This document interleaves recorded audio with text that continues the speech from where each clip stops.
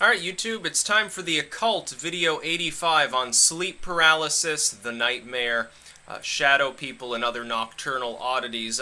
Been requested by several people to cover this topic, so I figured, it's getting on towards Halloween, a couple months now. Gotta fill up the Occult playlist before then and the literature and do all that stuff, because that's like the best time of year for creepy shit.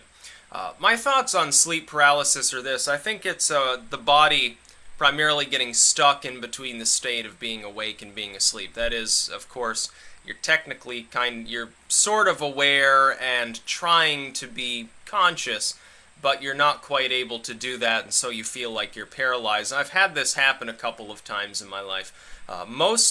Mostly, it happened after my overdose on spice, when I was freebasing the actual chemical powder that it's made from, or was at the time, JWH018, and for several months thereafter, every few nights, honestly, I had sleep paralysis. This has happened also before that. It's more prevalent if you try to sleep on your back, like with your arms at your side. That's also the pose that's generally used for like trying to induce a lucid dream or astral projection.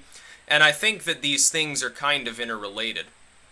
As far as like shadow people in the sense of sleep paralysis combined with feeling a sort of presence near you, I think it's the anxiety of your mind in the process of the sleep paralysis, not being able to move while being kind of consciously aware, mixing with the dream world in such a way that your conscious mind is actually dragging some of the more fearful elements of your subconscious, your sleeping mind, to the fore and actually visualizing them. It's sort of like a weird, warped style of lucid dream. Or at least that's my thought on it. I don't believe that it has any specific occult relevance unless you're using it for, again, the practice of lucid dreaming for some mystical purpose. Or something similar to that. I wouldn't say that it doesn't have to do with like ritualism or anything. I know that there are plenty of, especially Protestant evangelical Christians who believe quite a bit in things like shadow people. They usually tie it into demonology, or their concept of demonology. They tie in sleep paralysis with possession of one sort or another. And I would point out that the term nightmare is not used for the incubus or the succubus, as is sometimes suggested. Some people appear to be taking the two and fitting them together. That may be a modern thing. The idea that having a wet dream or something akin to it, or having a sexual dream, a sexual encounter in your dream, and thus being as, some Renaissance era Christian might say, oh, well, the demon was coming and populating its seed with you. That's not really tied in with the original idea of the nightmare itself, being ridden by the nightmare as in having sleep paralysis. King James points this out in Demonology. He explicitly lists, yes, there are incubus, there are succubus. He considered them quite real. But the nightmare, as it was referred to, the feeling of not being able to move, he lists separately and says, well, that's just a natural phenomenon. It has nothing to do with demons at all.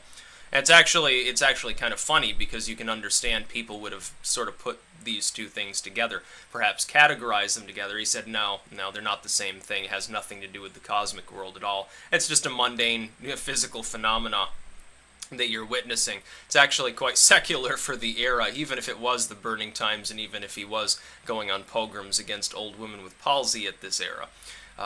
As far as other nocturnal revelries, specters and poltergeists and things of that nature, I've already pointed out, I do believe in ghostly phenomena in a way.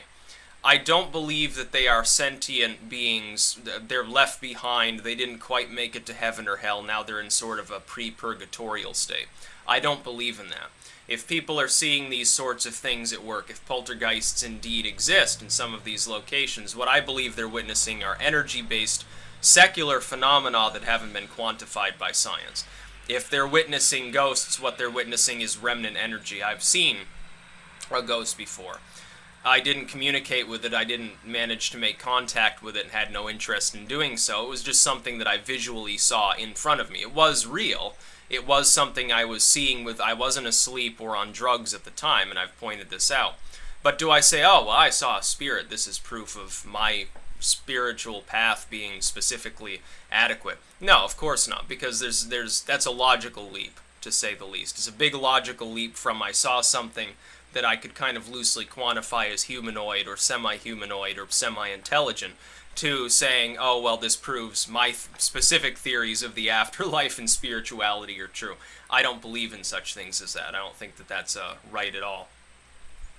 So, yeah, the nightmare, the sleep paralysis aspect, I would explain as being secular. I would explain it as being psychological, as being a function of the human mind. That being said, if it's useful within somebody's occult context to dabble with the concept of lucid dreaming, trying to evoke a state, really, of sleep paralysis or something that's sort of similar to it in its sum and substance, then so be it. But it itself is not a specifically spiritual practice. I deny any connection between this and demonology, any connection between this and demons or possession or anything of that nature. I just don't believe in such a thing. If there's a secular explanation available that is at least somewhat theoretically sensible, it should be preferred over the spiritual explanation, generally speaking. In this way, the occult does what it's done for centuries, which is it advances thought instead of stagnating, going back sort of to the medieval era and stuff like that. I don't think that that's the way forward. I think that's the way to delude yourself. So yeah, just a few thoughts on the general topic. You know, there are other things, again, connected with it. Astral projection, I've already spoken of. Lucid dreaming, I've already spoken of before in prior videos. So nothing really that much more to say about them other than they're connected to these other various nocturnal phenomena. As far as shadow people, I know that a lot of people want to say, oh, well, there was this dark void-like humanoid-looking being in the graveyard or by my bed when I was paralyzed in my sleep or something. I have a feeling that that's a nocturnal revelry of sorts, as it would be termed in the Victorian era. That is, that you're seeing something dragged in by your unconscious mind into the conscious state because you are on the precipice of those two states.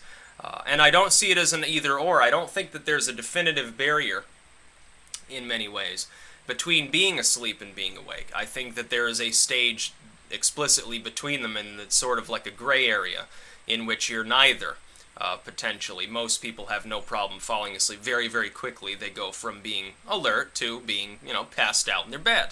Sometimes that doesn't happen, depending on position, your psychological state. Maybe you're drunk, maybe you're stoned, something like that. Maybe you're already fearful, maybe your psychology's a little messed up at the time, and so things like that happen. And it seems to happen, as far as me, anecdotally, it happened, of course, when I was in a moment of great stress, post-overdose. I had severe depression. I had depersonalization for a while. I had issues at the time. I did have a lot of anxiety for months thereafter, and it was during that period of time that sleep paralysis kicked in, along with exploding head syndrome, which is like you wake with a start having heard a great banging noise, or if it sounds sort of like a bolt of lightning or dynamite exploding or a sledgehammer hitting a glass window or something like that. It's a very loud noise followed by you sort of get jolted awake. This has a secular explanation as well. It's an interesting phenomena, one that certainly is very weird, but at the same time, is it a demon causing you to lurch awake suddenly? No, it's not. It's something psychological. I prefer the secular explanation in many cases when it's available to be used. So I don't think that this is magic or spirituality. Most of it is more mundane. Although, in a way, it would still kind of be occultism because it's not fully explained. They're not exactly sure how some of this stuff works. Sleep paralysis is not fully understood.